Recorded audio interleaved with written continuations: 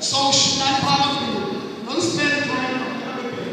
Once that is called a preservation, but the pool is still for the present, the solutions is about.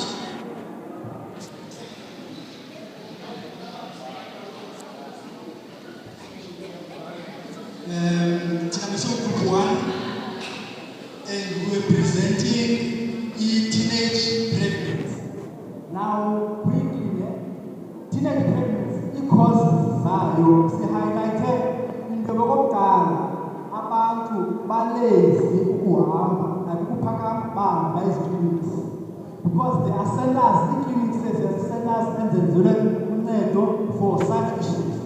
Okwesibili, carelessness okanye mhlambi ukoyika, you know, xa siya clinic ufika kukho oonesi phaa, oonesi if bakujamele lento leyo uba ungaphinde ukwazi ukuya kwesigaba. Okwesibili, that is point number 2 ebangela into yoba abantu baphele besiba pregnant. Now uphinde ukwehla futhi enye issue si-recognize into yoba there is no privacy when you go with clinics. Then that's what to ungena nje. So mazi ba ubani uyokwenza teenage test pregnancy. Zonke izinto selected. So there is no privacy. Ukudlula futhi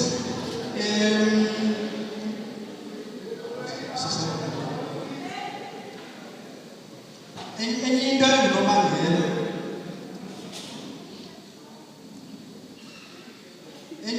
engunobangela nxa kuzakwenziwa isenzo right kuba khona moment now sithethe naxa sichaza hit moment. There's no time for ukulungisela zonke izinto ukuthetha ngekhondom okanye zonke izinto. So sithe kubakho i-hit moment yenye ye-causes ezibangela uba kubekho i-teenage pregnancy enyukayo. Yes, I think last week ekokugqibela yinto yoba ii-centers ze-teenagers okanye zolutsha azenze enough ukukhalana nabo. So eyona nto ebanga uba i-cause is lack of information within ii-communities esihlala kuzo. Now going on to ii-effects okanye ii-consequences ze-teenage pregnancy. Okokuqala, abantwana bayasiyeka isikolo. Secondly, baphela abazali beba single parents because of ukungafuni ukuthatha uxanduva lesenzo esenzekileyo, right? So okwesine kubakho i-financial constipation okanye i-financial strain, imali iyaphela ezandleni. Hence kukho isikhalazo ezininzi on social development kuthiwe grant umuntu othile kubakho i-financial problem. Unobangela it's abortion. Now kwenziwa i-abortion ezi-illegal. Urhulumente mhlawumbi uzamile uyenza into ye-abortion ibe yinto e-illegal, but baphela besiya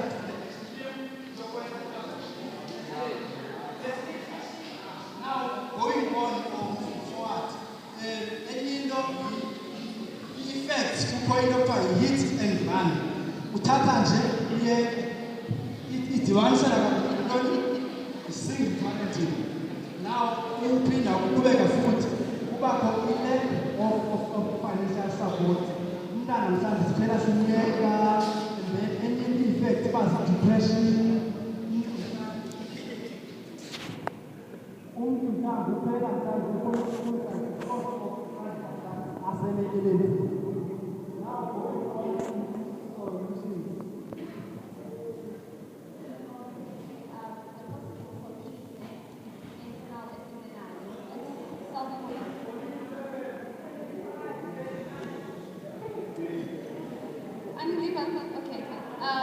Self-motivation. When I set goals for yourself and you know who you are, it's teenage pregnancy, it's likely to affect you. You know, ever you know, what you want about. As the main solutions, we have a youth forum, the support groups, after the product, about teenage pregnancy. Another thing, communication between partners. Because you know, okay, fine,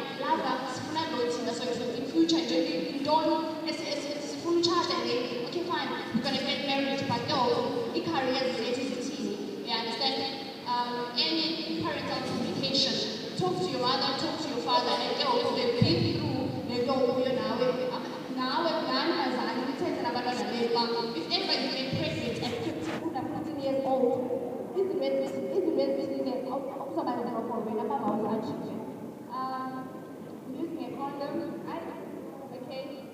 And one any solution is to ban spending gatherings in Jane and then even parents who are